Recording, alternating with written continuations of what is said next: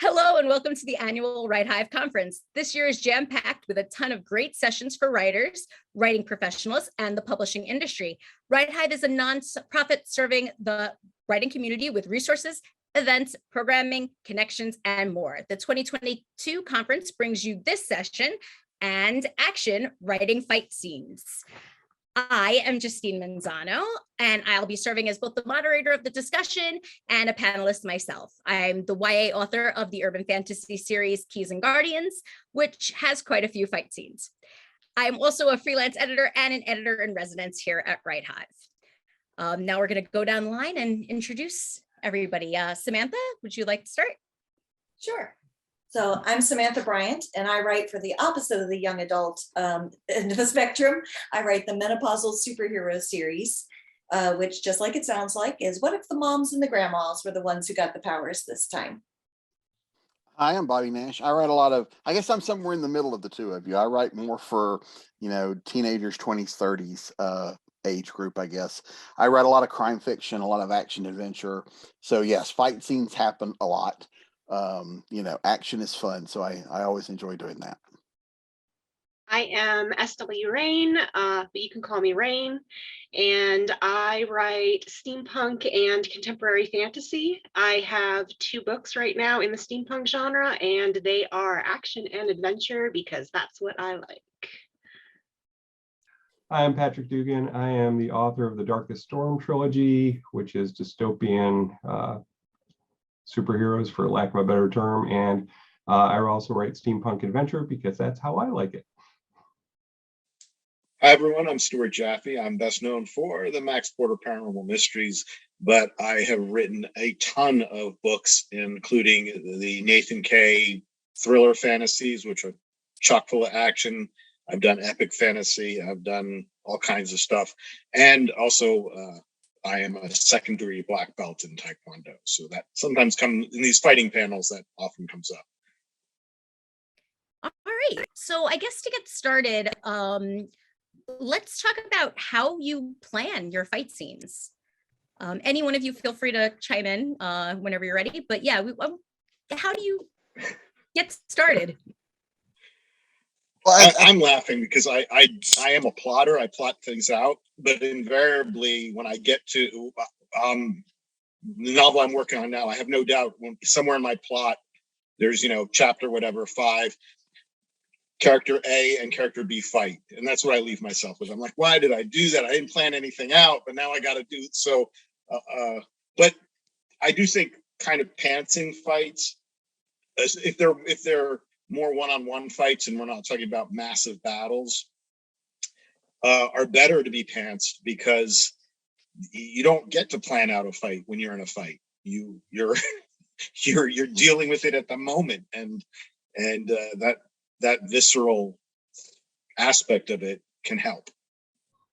Yeah, I agree, because your characters kind of will get you in the, you get in the moment, and your characters will do things. And a lot of times when I do it, then I will have to go back because I will have, them bumping into things in the scene. So I've got to go back and make sure, if I throw them over a table, the table needs to show up at some point. Right. It So doesn't just appear to be fallen onto. Yeah. So sometimes, so I'm kind of like Stuart in that I don't overly plan those. I will just, kind of go like, okay, we're in this space and we're doing the fight, and then I let the fight play out, and then I can go back and add or subtract whatever I need to.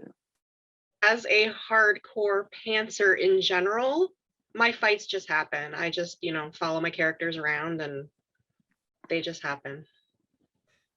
Yeah, Stuart and I have talked before about how he's such a planner, and I am absolutely not a planner, a total pantser, to the extent that would horrify a planner like Stuart. Yeah. But when it's my family loves it when I'm writing fight scenes, because if they walk in on me, it's so ridiculous.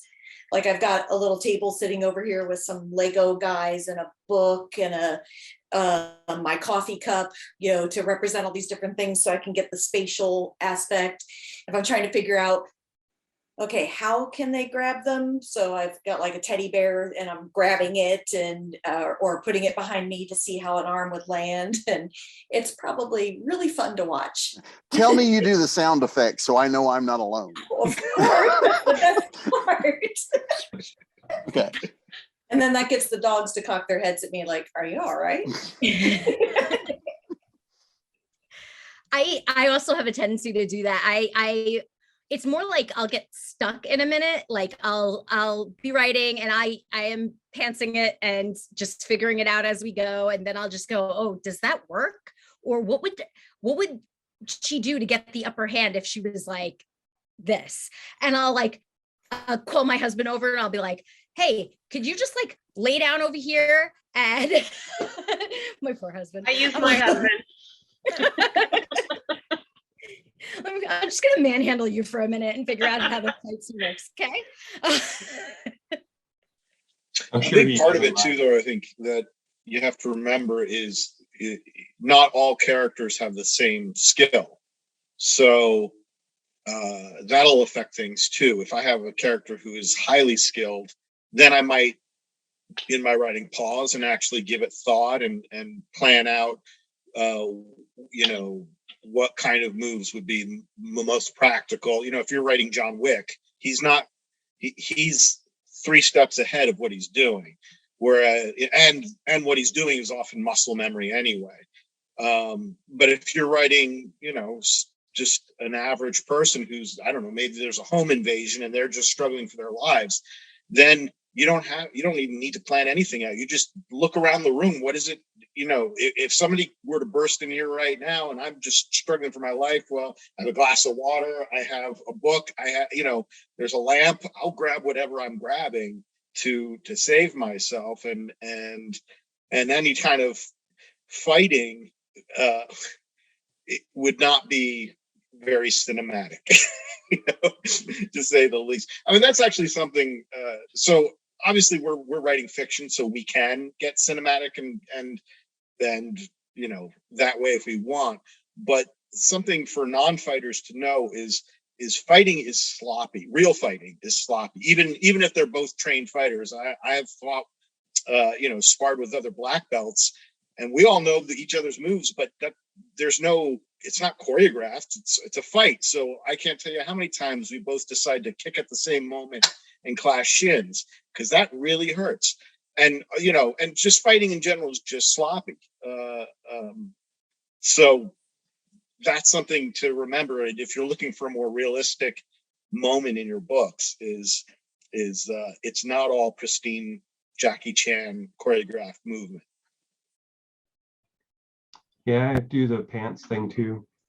So mine tend to be whatever's on my desk turns into my props for that fight. So, but to Stuart's point, it's just a crapshoot. You don't know what's coming out the other end of a fight scene in a book. Yeah, and you can write a character who, depending on who they fighting, it can change.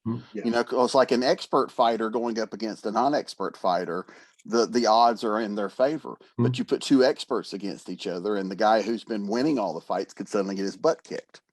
Well, and then there's the extra flair for Samantha and I, because we have superpowers to deal with. Mm-hmm. So we've got, you've got people throwing lightning and buses and, turning invisible and all sorts of stuff. So that always negotiating the relationship with gravity. Yeah. Yeah. That adds when you start throwing in magic and all that too, or I wrote a trilogy for Falstaff Books called the Ridnight Trilogy, and the third book, it's a big epic fantasy thing, and in the third book you literally have kaiju-sized combatants ripping through a city, and it's the same thing. It's like, okay, it's not just throwing a punch now, it's throwing, the body falls and just collapses over 3 buildings, and there's a lot more you have to consider. Mm-hmm. And also, I mean, and it is different between doing it in prose, because I also write comics. Mm-hmm. And so when I write comic scripts, I can give I leave a lot of this heavy lifting for the artist. I can just go, okay, we've got 3 pages of fight here. Do you want me to choreograph it, or do you want to do it? Because they're thinking more visually than I am. So I guess the same would be the case of a movie. You would let the people that are doing it, kind of choreograph it more, and then you can go in and add the flourishes and the oofs and the owls and all that stuff. How do you trying to think of how to, because I just came up with this one on the fly based on what you guys were saying. How would you work when it's like a big multi-person fight scene? Because like Stuart was saying, is like, oh, well, for those, it might be different, but I want to know, like, how does that work for you? Like, what do you do when you have like multiple people fighting at the same time? You have to keep track of limbs, definitely, because the reader has to know who and what is where and when. I would say it depends on your POV, because in my first person POV books, it's even though there's a huge fight in the end of Darkest Storm, there's like 15 or 20 people fighting, but since it's being told from Tommy's point of view, he's not seeing what's going on all around him. So it's a one-on-one fight until he can back up and kind of survey what's going on. Because when somebody is trying to rip your lungs out, you're not paying attention to what's happening at the other side of the building where the rest of the fight is going on. You're just trying to stay alive. So with the third person, then it becomes a lot more of what Raine was saying is, who's where, then you start having to move the chess pieces around, like, can that person actually get to that person? Can they actually throw that at them? Is there a line of sight issue? Well, and you can also use that to your advantage if you have a shift, if you're doing like a Game of Thrones kind of, this chapter is this point of view that, keep switching them around. David B. Coe's Winds of the Foreland series, which is an old series, epic fantasy. But there's some great battles in that where the massive army type size battles where there are some characters who are down, who are grunts, and you are, like Patrick said, it's almost, this visceral first person, they only know what is around them and they're trying to survive.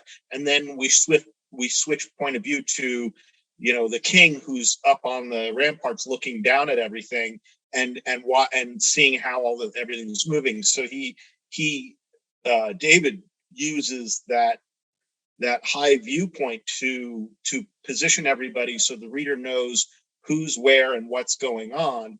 And then when he wants you to feel the action, he jumps you right down into the character that's right in that moment, which is a really sneaky and fun way to do it.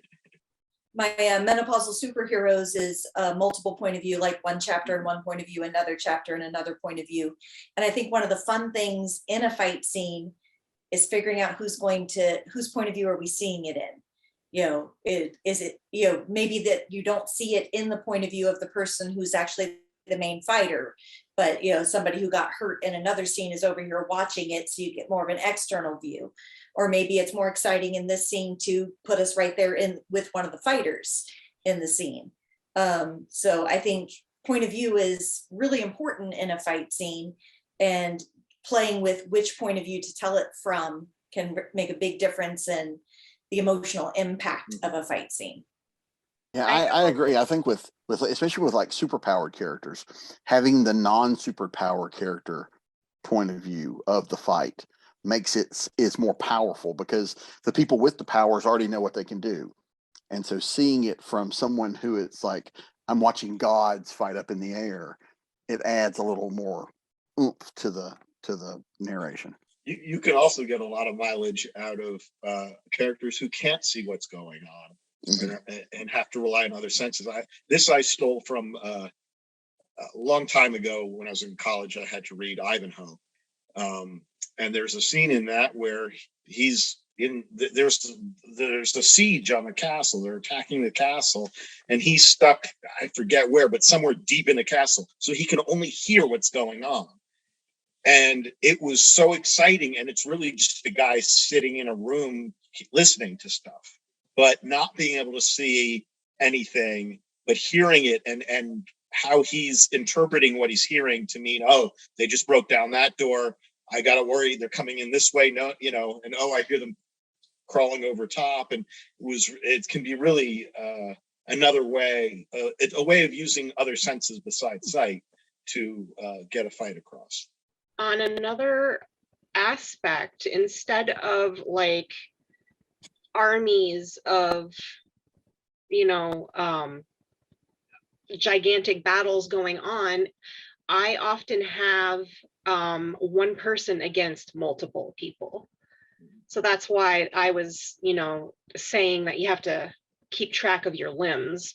And much like Stuart and Bobby were mentioning, how, you know, your one character is only going to be focused on who they're up against versus, you know, everything else that's going on in the background. But when there's 5 people up against you, you really, you know, have to focus on whatever's coming at you. Yeah, I like that, keeping track of limbs. I was thinking fight scenes and sex scenes. There's a lot of logistics there. Yeah. And not just limbs, but like if somebody got cut, you know, Yes. remember they're Yeah. bleeding. Yes. You know, you know, Also, if one person's holding a sword and a gun and all of a sudden they have 2 swords in their hands, well, no, that's not how that works unless they dropped one gun and picked up a sword, you know? It's true. I've had that. I've been in edits going, wait, where did that sword come from? Just appeared. But yeah, like there is a fight scene in The Order of the Key, the first part of my series, where it's basically chaos, and that the multiple people fighting like a whole army of creatures, and what ends up happening is really like the main character is the one, like you create a general feeling of the chaos, and then you have the main character facing off against whoever she has to face off against, and worrying about that, while also kind of picking up maybe the sounds of the surrounding battle and whatever, like to try to kind of keep going the idea that there's other stuff happening, but she doesn't have time for that right now. Exactly. Yeah, because if not, like I always worry about losing people and losing like in the battle, or not like remembering to reference where they are or what they're doing at any point, just because there are a lot of characters in my book, and I'm always just very like, okay, every fight scene afterwards I'm like, okay, where was this one? All right. Like mapping it out. The one thing though I will say is for writers out there who are looking at doing their first big battles like this, is that it's important, but it's also not important to keep track of everything, because good fight scenes, in my opinion, really well written fight scenes, don't describe that much of what's going on. There may be like when I write a fight scene, there may be one cool, you know, picturesque moment that I want to do, but the fact is that in the written word, it takes me longer to write a short sentence that says, you know, Jack made a fist and punched Jill, sorry, Jack and Jill, but you know, than it does to actually punch somebody, right? Yes. Movies can do action really, really well. There's, you know, Jackie Chan. If I were to write a Jackie Chan scene, it would be boring. If I were to like literally write out everything that happens, it would just take so long. And so more than a lot of things we do as writers, we in fight scenes, we really have to rely on giving the impression of things and letting the reader do the heavy lifting. Mm-hmm. And therefore, if you have, like Justine was saying, this scene of sheer chaos, yes, you as the writer, you want to make sure you know where everybody ends up, but the reader doesn't have to know. The reader can be told later, okay, Joe is on the other side of, you know, I don't know, Joe ended up there. And that's all and the reader's fine with that. As long as you're not breaking the rules of reality, the reality of your world, you can get away with a lot. And the more you leave to the reader, it'll be a lot more action packed in their mind than if you try and, you know, describe each little maneuver. I mean, it's kind of, Samantha's heard me say this many times, that writing is like writing sex scenes. And just like sex scenes, you don't want to describe every little minutia maneuver, is going to be boring and it's going to lose all the effect you're going for. Right, because you can explain things, like, especially if someone's you're describing this scene where it's like, I can't believe it's almost like wrestling announcers. I can't believe the pummeling this guy's taking. Right. You don't know how many times they've got hit or what it is, but the reader fills that in their mind because they know what that means. Yeah. Yeah, a literal blow by blow would get really dull to read after a while. And, you always hear the advice of showing and not telling. But especially during action scenes, I think it's one of those moments where you need a balance of what you kind of summarize and suggest versus what you fully describe and help us visualize. And if you do too much of that in a fight scene, I'm just going to put your book down. I'm going to get bored. Well, and it also slows down the pace. And if you're trying to have your fight be, chaotic and people are going everywhere and all this stuff's happening, you don't want to be going, Stuart balled up his fist, the fist of might, and he pulled it back. And then he, it's like, by the time you episode of Dragon Ball Z, it takes 10 episodes to actually make contact. You're just like, okay, I'm done with this. But, it's, so you want to keep it, in short and sweet and keep it moving so that like Stuart is always right on this one, is that, the imagination of the person reading the book is going to do a far better job of filling in all the gaps than you ever will with words. Mm-hmm. So you really want to, give them the framework and let them kind of build around it. Bobby actually touched on a key part of this, which is, because I'm sure a new writer will be listening to this and going, well, okay, now I have to tell and not show this, but how do I do that it's going to still work?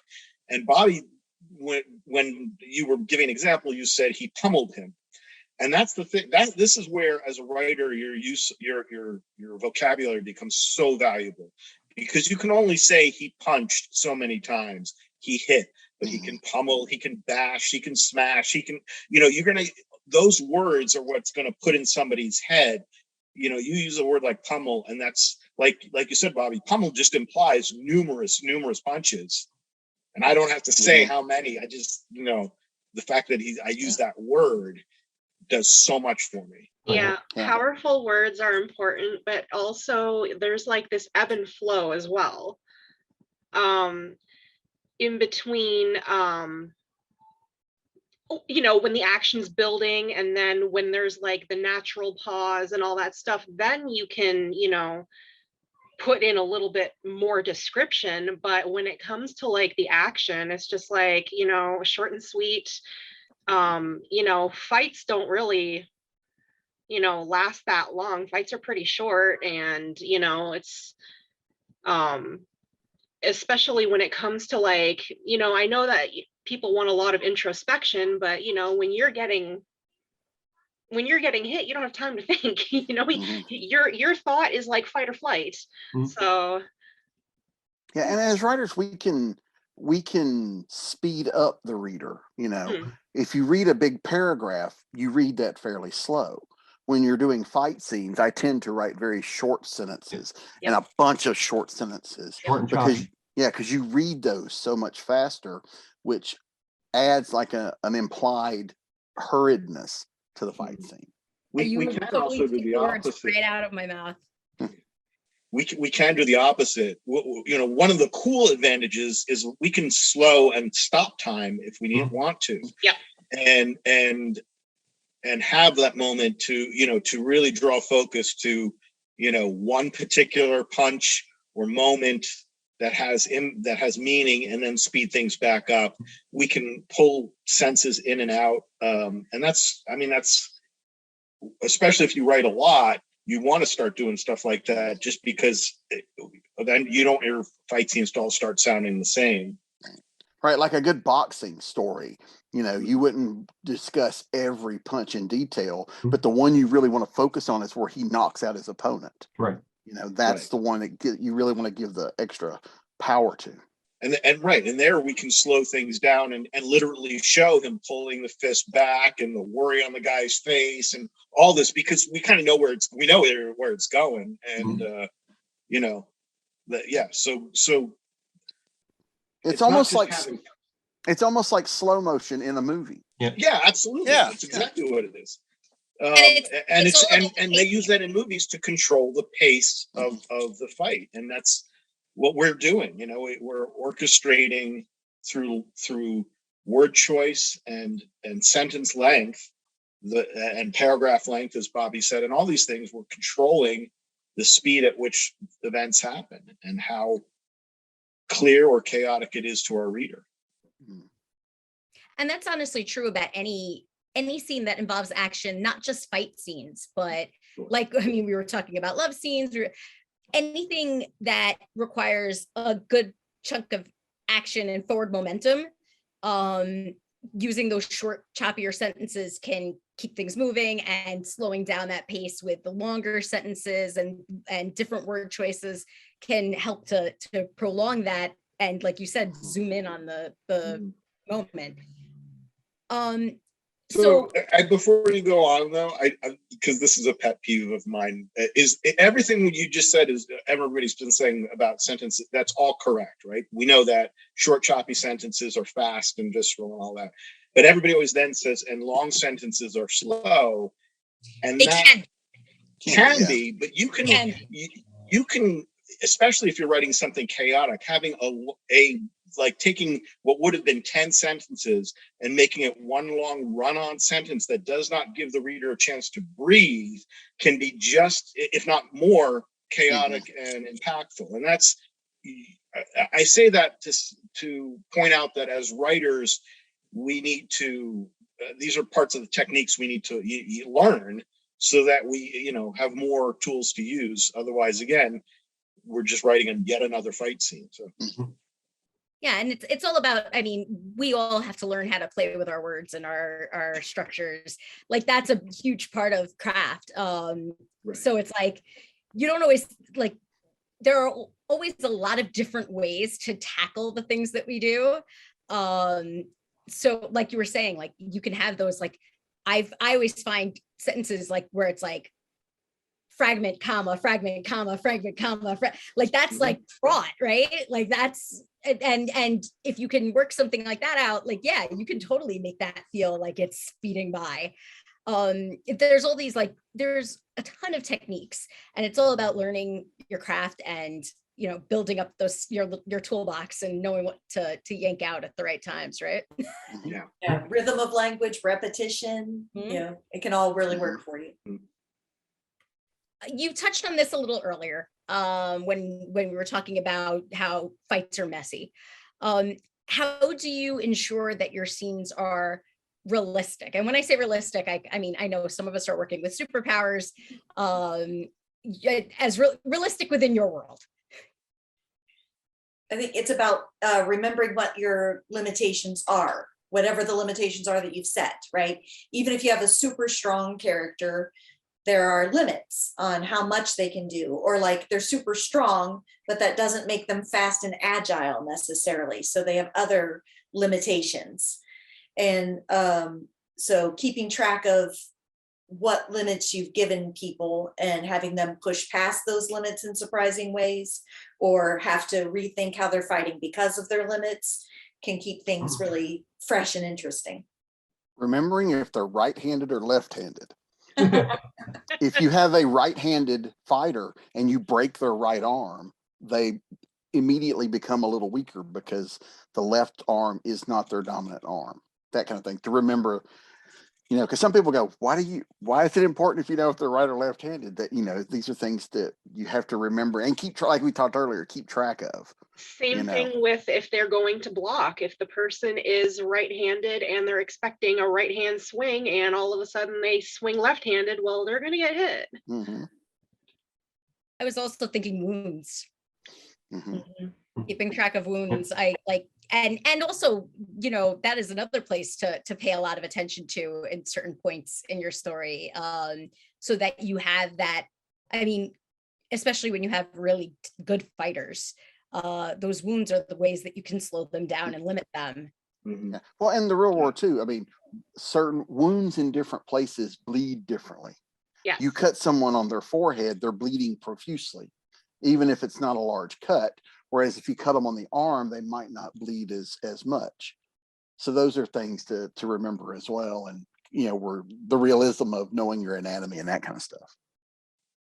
I think the line, you know, because again, some people are writing superheroes and or there's magic involved or whatnot.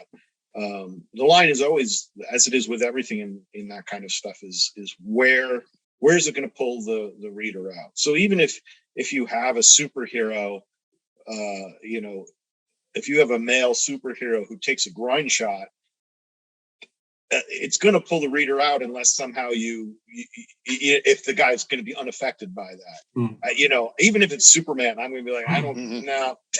We all have our weaknesses, you know. So, but I've told this story before, but I have a cousin who writes legal thrillers, and in one of his early books, he sent me a copy to look over, and he had a scene where the big climactic battle, and the bad guy punches the good guy in the neck and runs off, and or I'm sorry, the good guy punched the bad guy in the neck, and then they go on fighting, and I'm like, no, you just killed him. You just crushed his trachea. He's dead. He's going to be a slow, painful death, but it's a death, and he ain't getting back up to keep continuing the fight. And so that pulled me out. And I, you know, but it obviously doesn't, it depends, because I know I see it in movies all the time, people getting punched in the neck. I'm like, no, don't do that. It's not that hard. You know, I one pulled me out of a movie. I don't remember what movie it was, but these two guys were fighting, and the guy kicks the guy on the side of his knee, and he goes, "I just broke your meniscus," and they kept fighting, and I'm like, okay, I tore my meniscus, and I couldn't walk. Yeah. You know, I mean, first of all, who like says that?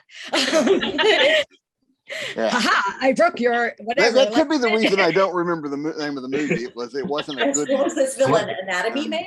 It's amazing. Like, Anatomy Man. It was probably Austin Powers. That sounds like something from But those things will pull, you know, are going to pull some people out. It's kind of like, I mean, we've been talking, you know, punches, physical fighting. But if you start getting into gunplay and that kind of thing, you know, if you have the magical unending rounds magazine that can just shoot 7,000 rounds, it eventually pulls people out. It may not pull everybody out, but there are people who are going to start counting bullets. The second you tell them, if you specify what kind of gun they're holding, they're like, okay, that's a, you know, 9-round magazine with a 10th in the chamber, and they start counting. Yeah, I'm a big fan of research when it comes to being realistic. You have no idea how many websites I have saved for just being realistic, in the sense of exactly what Stuart was saying, like, you know, the gunshot wounds, and like Bobby was saying, for like, I have a character who got, you know, cut on the eyebrow, and like, you want to make sure that your stab wounds are realistic, and you know, like, I have researched the heck out of all of this stuff. And even when it comes to magic, while my steampunk novels are very sword and gun heavy, my contemporary fantasy is actually like elemental magic. So, okay, well, how does it feel to get struck by lightning? You know, let me look this up, because people have survived this, so they, you know, can tell you that firsthand, and, you know, stuff like that. So I'm a big, huge fan of research to make things realistic. See, I just thought you used your husband to figure it out. That's for the movement. That's for the movement. yeah, no electric shocks. No electric shocks. It's like the scene in Princess Bride. How does this make you feel? Remember, this is for posterity. I'm sure Samantha and at least Patrick, I know you guys probably use the same resource I do, which is Dr. Darren Kennedy. Who, a friend of ours who's also a writer, and but he's a general practitioner, and I will contact him all the time and say, if I do this, can he still walk and fight? Or the opposite, how do I kill somebody but do it in such a way that they can last for the next 3 hours and then they die? So there are two Facebook groups that I use for that too. There's one called trauma fiction and one called legal fiction, where you have law experts and medical experts who will answer your, fictional quandaries. I need some of And that. let you know. Yeah. There's two Facebook groups, very useful. There's And another entertaining as heck, even when that's not your question they're answering. There's another one with law research books available that are primers for things. And I have this one. This is the Writer's Guide to Weapons. I have that one too. A lot of people use, and it's going to save you so much of, use this word, don't use that word. Here's what we really call these things. And if you want bad reviews, mess up your guns or your horses. that is those two groups and readers are religious about it being realistic. If you name what your gun is or you say what kind of horse it is, you better know your stuff, because they will call you out. Oh yes. And one of the things I've learned from as being a writer is people love to talk about their jobs too. So I've talked with, like I said, we Darren is a good example, but I know, police officers. I've talked to Secret Service agents. I spent a day with the FBI, where you can, and these people are happy to tell you the ins and outs of their jobs and how these things work. You just gotta ask them. Yeah, actually, first of all, we actually have another panel this year that's all about writing believable emergencies. And we have a lawyer and a paramedic on that panel. So that's going to be fun. But yeah, like that paramedic is actually, I actually got her on here because she's my close friend. And she's the person that I call and I'm like, all right, I sliced this guy's neck. But he's not quite dead yet. Where did I slice him? And Bobby's right. Especially if you're a beginning writer, you don't realize the power of the writer card, pulling out the writer card and saying, I'm a writer. Even if you don't feel like you're a writer yet, if you go up to somebody and you say, I'm a writer, I'm doing research, can you help me? People will, suddenly you're like a celebrity to them, and they're very excited. And then if you acknowledge them in the book, thank you for this. Thanks to so-and-so, they're so thrilled to have their name in a book. But like for the medical stuff, we're talking about Darren, but really everybody who's listening to this probably has a doctor that's their doctor. Go to your doctor and say, hey, you may not know this, but I'm also a writer and I'm researching this. Can you help me? I'm telling you, 99.9999% of the time, they're going to be overjoyed to help you and give you more than you ever thought you could get out of it. Sometimes it's just hard to get them to stop. Yeah. And almost every professional will tell you good, because I hate the way we're portrayed in movies and books. Yes. So here's how it really works. So yeah, my paramedic friend, when I told her I was doing the panel, she's like, can I talk about defibrillation? Because they always like defibrillate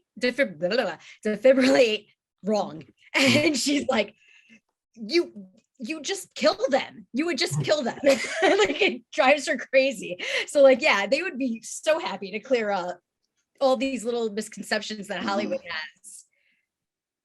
Or like the fact that you can't deliver a baby and like, and then the baby slid out. Like the water broke and then it was happening. Like it doesn't happen that way. And anyone who's been with somebody who's given birth or who has given birth themselves knows that that's not how it goes, but somehow Hollywood just keeps getting away with like birth in the taxi on the way to the hospital. Or in talking about the injuries too, like, people get shot, like by the end of Die Hard, there's no way he should physically be able to do all he does, as much of a beating and shit, what is he taking? Well, just once he's cut his feet. These things don't heal. Or, you mentioned Darren earlier, man, get Darren on the topic of people getting shot in the shoulder and then acting like nothing's wrong. We did a good hour on that. Yeah. I've just injured my shoulder once and I'm like, can't move for like the rest. Like, I'm like, oh, I pulled that wrong. Oh, that's it. I'm not moving. I'm not lifting my arm above here. Like, I mean, it is where the one place where having superpowers or magic definitely helps, and you can just, hand wave them a lot of those problems. But if you're in a more realistic setting, you really need to pay attention to that. And it's not just because there's sticklers out there, but if you've created a realistic world and your reader is deep into it with you and very excited and worried about, their main character, and the main character gets shot through the arm, if they're reacting in an unbelievable way, it's going to pull your reader out, and it's going to ruin all the work you've done up till then.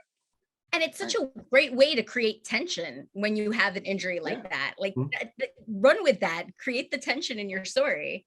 It's also good character development, especially if you're writing a series. If your character gets shot in book 1, that's something that may still be with them in book 2, book 3, book 4, even if it's not integral to the story, that, the bullet wound hurts, or PTSD, or any of that, Yeah, the PTSD I think is huge, because you can really tie that across multiple novels.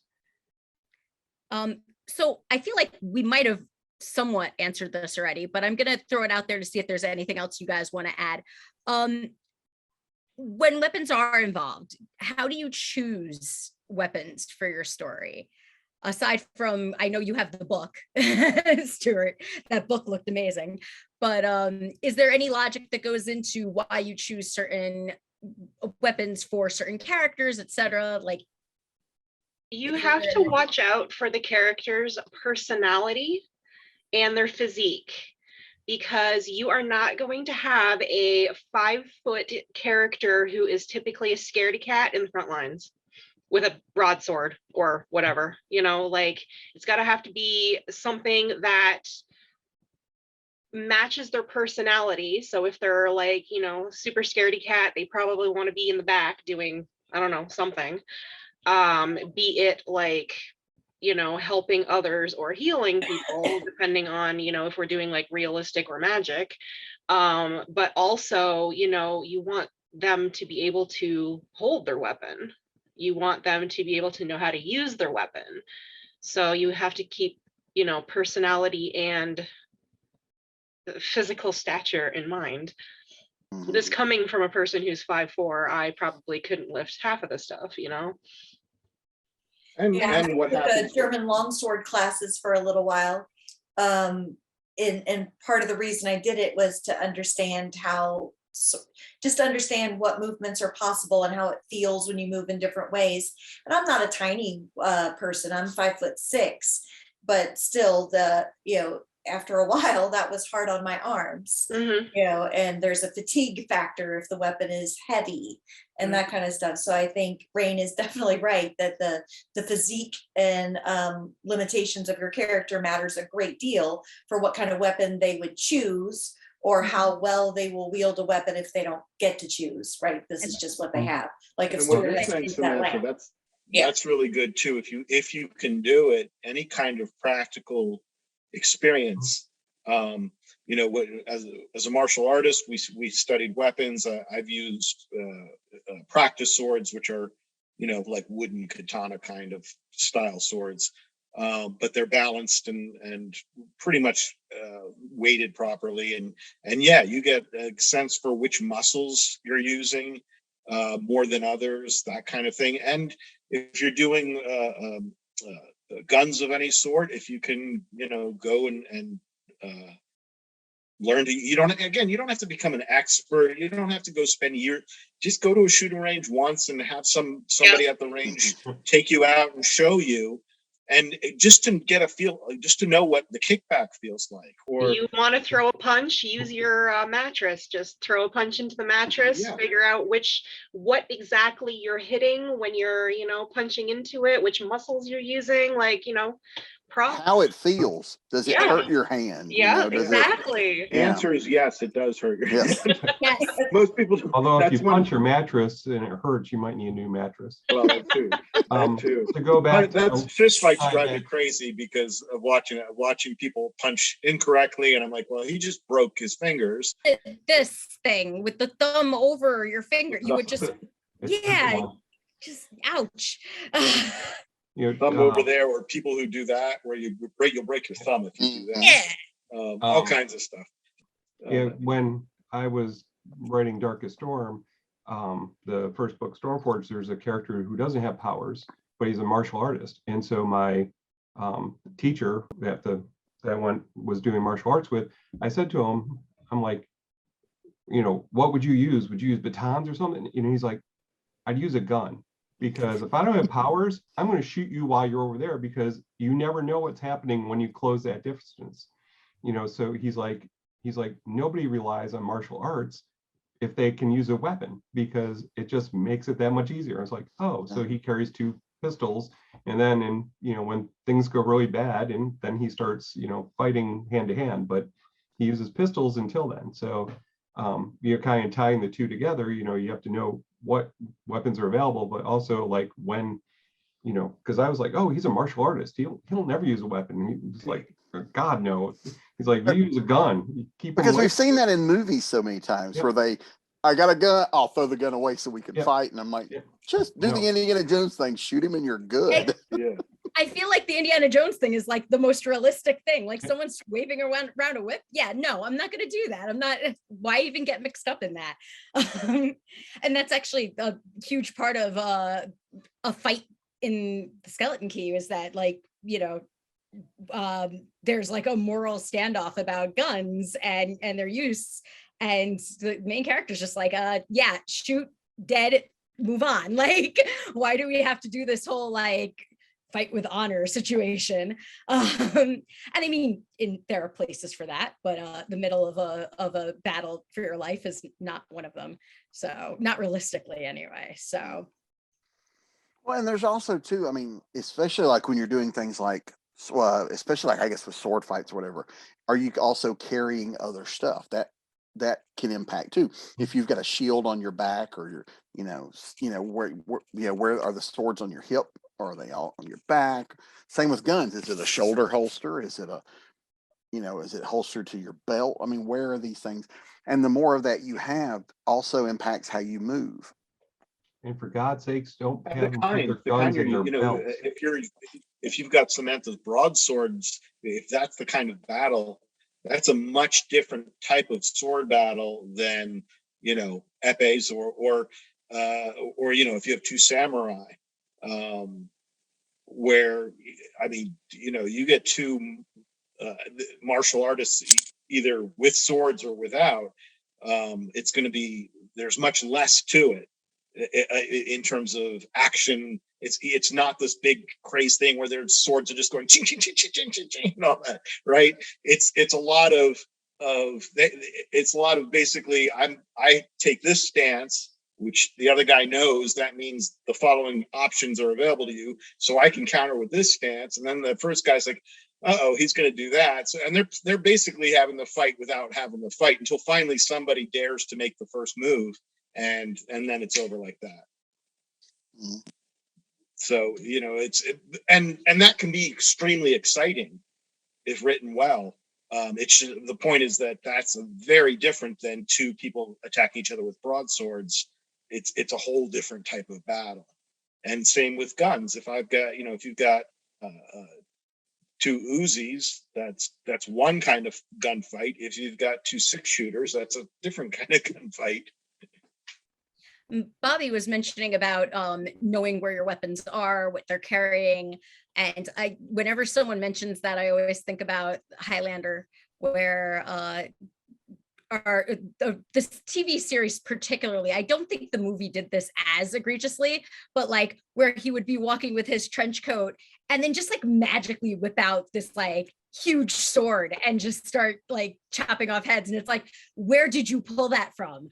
Like, how? He could tell you, but you probably wouldn't want to know.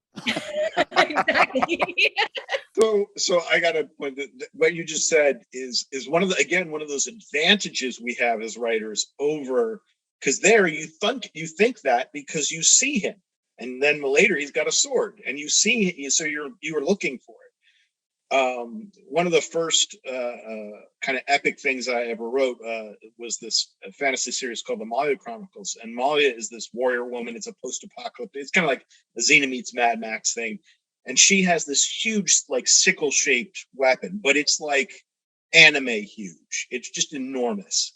And she will slice people down with it and do all these cool things. And then she's back on her horse going somewhere else.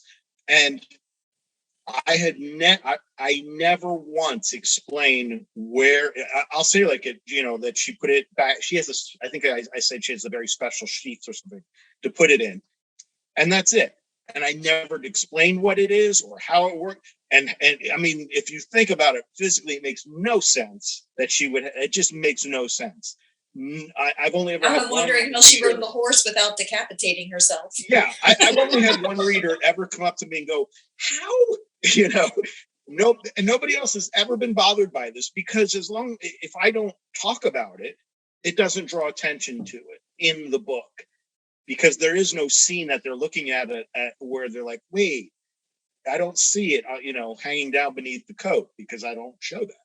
So we have a lot of cool flexibility in some cases. That's kind of the same thing like in the old comics where Captain America wore his shield on his back under his regular clothes, and the shield's wider than he is, but they never drew it that way. Right. Until he took the shield off, It was the Expando shield. Hang on. Sorry, I'm ready. Fight's over, Cap. Damn. So I believe, it was Bobby that mentioned it earlier. You ripped my meniscus, or I just broke your meniscus. That was it. And that brings me to my next question, which is, how do you incorporate dialogue into a battle without making it cheesy or ruining the case? Very carefully. We'll let you know when we figure it out. Yeah. Obviously you're not having long drawn out conversations. I mean, that kind of stuff is kind of a staple of comics, Yes, they're throwing a punch and there's like a big thing of dialogue, and that's like a trope of comics. So I try not to do a lot of dialogue. There will be moments where the point of view character may have a thought that's in there, or, he notices something, or, and sometimes you can interrupt that, he had just noticed that the guy was left-handed when pow, he took, or whatever. So yeah, very carefully. It's because it will seem cheesy. Yeah, the whole the whole "you broke my meniscus" is not the worst one. I remember seeing this movie one time where the bad guy took a shotgun and shot this woman, and the woman goes, "Ow, you shot me in the leg." And it's one of those things. It's like, okay, if I ever do that, you guys go ahead and shoot me. I'm done. I agree with Bobby that besides doing it carefully, I think also sparingly, any lines of dialogue, that's you're using your breath on that. So, I mean, maybe it's a technique, like, maybe I need to catch my breath for a minute. So I'm trying to start a little bit of a conversation to make you stop hitting me for a moment, but it may or may not work. And I think dialogue during a fight is more like saying something mean real quick to try to get the other person worked up, or to, give them a reason to get sloppy in their fighting. It's not really, let's sit down and have a heart to heart right now. Yeah, is that the best you've got? Yeah, smack talk and that kind of stuff, a line here or there, but not really like, let's talk about how both of us are orphans and maybe we should support each other. It's a lot of it is again understanding the medium that you're working in. So Bobby mentioned comic books. The reason comic books can have those big balloons and that trope is because time stops in every frame, right? So you can talk all that and the action then goes in the next frame.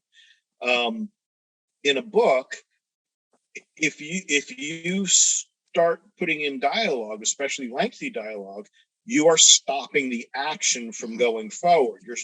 And so if you're doing it on purpose for a very specific reason, then maybe it works. But in general, you're just slowing things down unnecessarily and unrealistically. No, but people don't start having conversations when they fight. They're, if you're really skilled to know what you're doing, then you know better than to do that.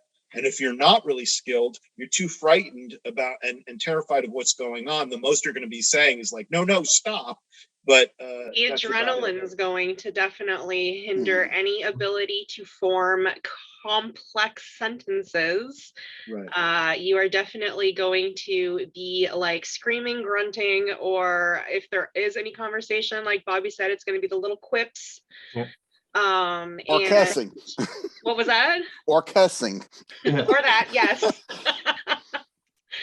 But it's definitely going to fall into, like I was saying earlier, you're going to have an ebb and flow, and it's going to fall like before the action starts. It's going to be in those natural pauses, stuff like that. But like during a fight, you don't have enough time to think about, these super long discussions.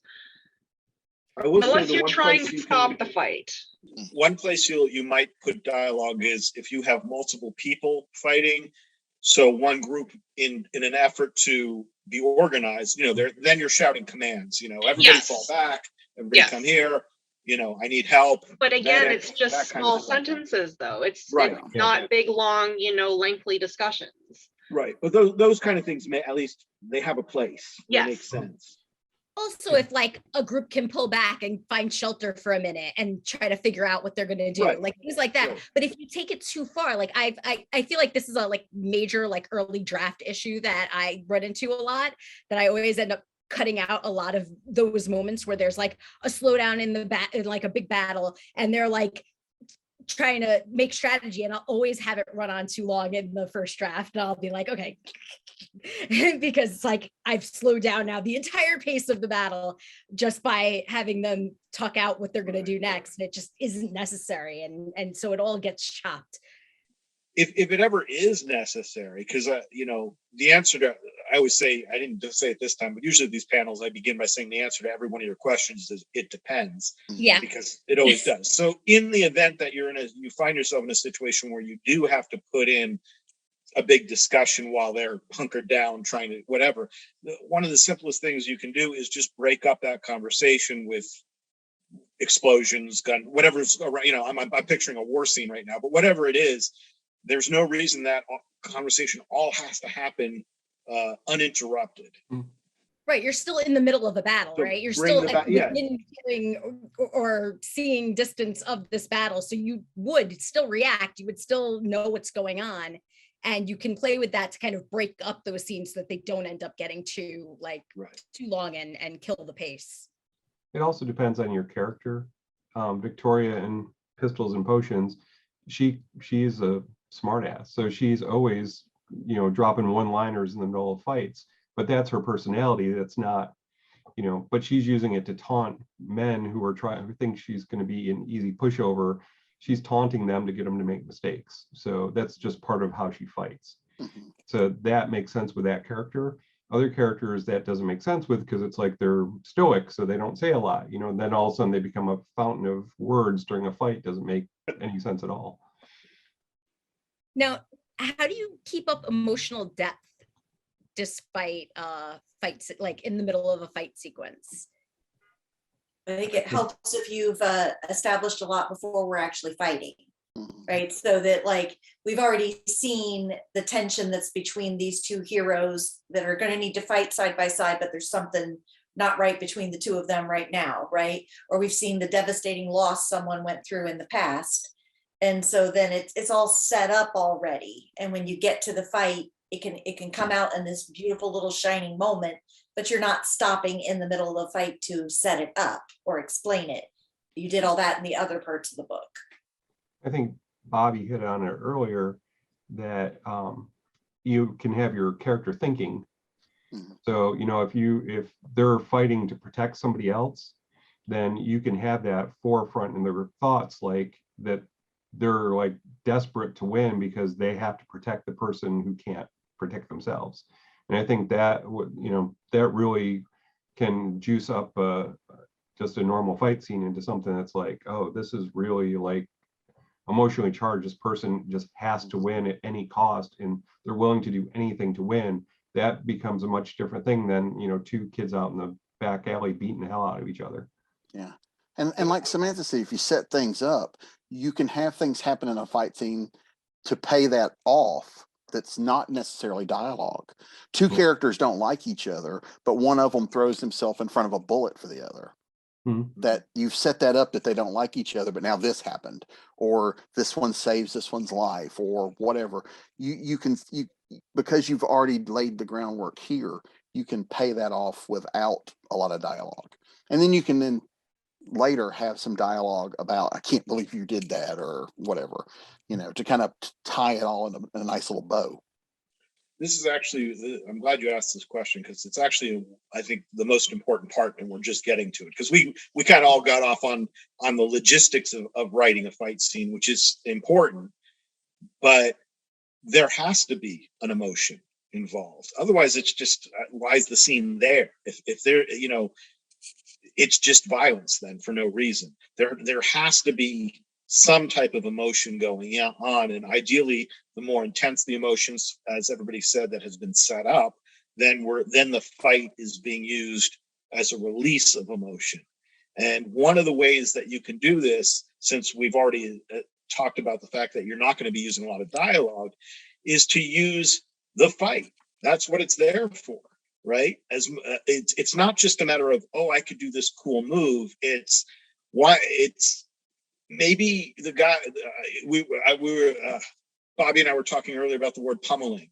Well, while that creates as an image, what's stronger is if combatant one is pummeling combatant two and crying through it and just upset, and it's just every punch is an emotional strike. That kind of thing, obviously within the context of whatever you're writing, though, that suddenly has much more impact. Even in this just completely generic made up thing we just throw, everybody's imagining something that has much more impact than when we talked about it earlier tonight. So that's you gotta finding have ways. stakes in the fight and a pony in the race, right? You have to care who wins. Yeah. And if you don't, then it's really just a demonstration. Like, look what I can do, which is great when you're 6, and a little less great if you're a character in a novel. It has to move the story forward, but you have the characterization, like Stuart was saying, was like the characters crying while pummeling because reason XYZ. And it's like you want to like weakness, make sure that the reader doesn't grow complacent during this battle that has a reason to be happening and to begin with.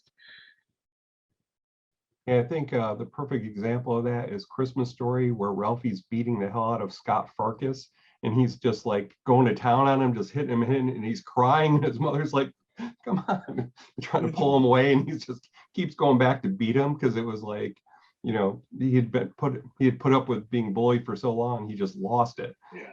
Well, there. I mean, you go into film. There's plenty of examples of it done well and not so well, but ones that I'm sure most, if not all, of the viewers will have seen. Things like in the original Star Wars, when at the end Darth Vader and Obi-Wan are facing off. That is emotional because of Luke Skywalker. I don't know why I just said it that way. It's Luke Skywalker, who's, when they're running along and he sees that, and he sees what's happening, and he's crying out, no, and all that. Suddenly that has depth and emotion.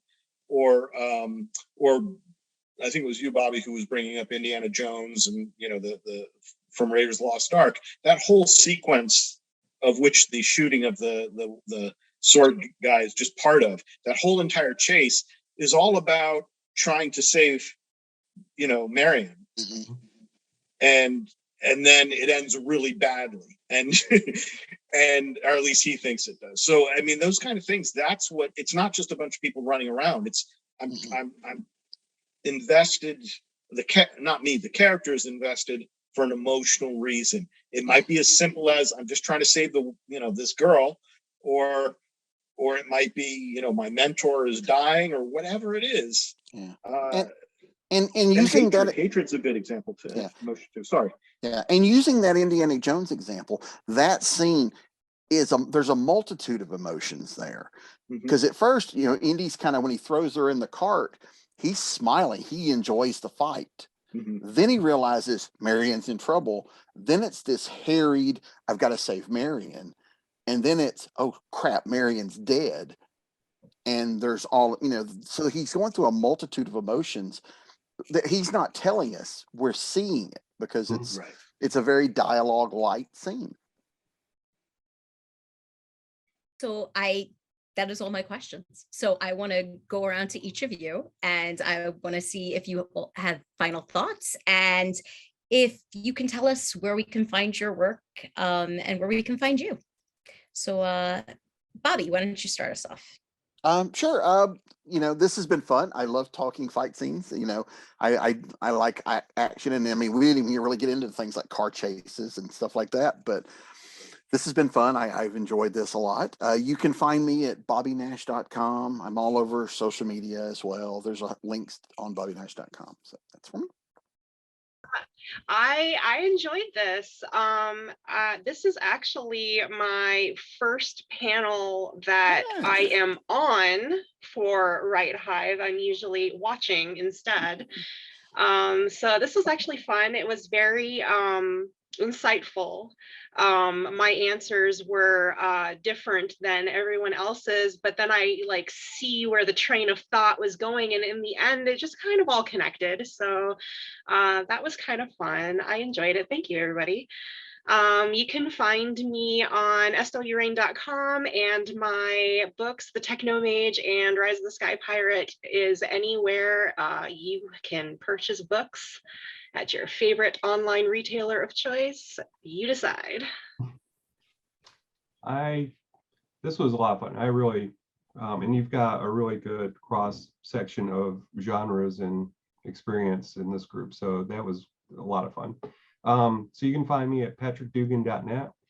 Sign up for my newsletter there. You get all sorts of free stuff and, pictures of my dog and stuff like that. So, and then I'm on all the social media sites as Patrick Dugan author.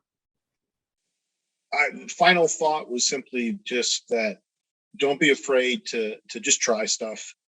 As much as we were talking about all the nitpicking people can do and all that, if you just put it down on paper, see what happens, and you can always fix it in post. So, just do it. As far as me, you can find me at stuartjaffe.com. I frequent Facebook more than any other social media, so that's where you can find me there. I have a Facebook group, Stuart Jaffe's Madhouse. Feel free to come join, and we have some good conversations there too. So I'd say fictional violence is a whole lot of fun, and you should have fun when you're writing it. You should be creative. You should come up with an unusual setting, and you should have a good time. And you probably shouldn't bring your dog, because it's hard to throw a punch while you're holding a dog. But you can find me at samanthabryant.com. And again, I write the Menopausal Superheroes series, which you can find through Falstaff Books or request from your favorite bookseller. Thanks. Well, thank you all for hanging out with me today. I really had a lot of fun with this panel. And it was really fascinating how we all are writing very different things. But we all have that central, need for action in all of our genres. So very cool stuff. Thank you all for sharing with me. I am Justine Manzano. You can find my books anywhere. I'm on justinemanzano.com, and I'm on Twitter and Instagram primarily at Justine_Manzano. And I'm always in the WriteHive main forums. I'm also an editor there, so you can always go to the editing forums and ask questions and things like that. So always available to talk, and my DMs are always open. And if you want more content, you can check out all of the wonderful videos on this YouTube channel. For now, if you're watching this live during the conference, please join us for the live conference Q&A over at the WriteHive Discord. Thank you for joining us today for this panel. And Thanks for having us.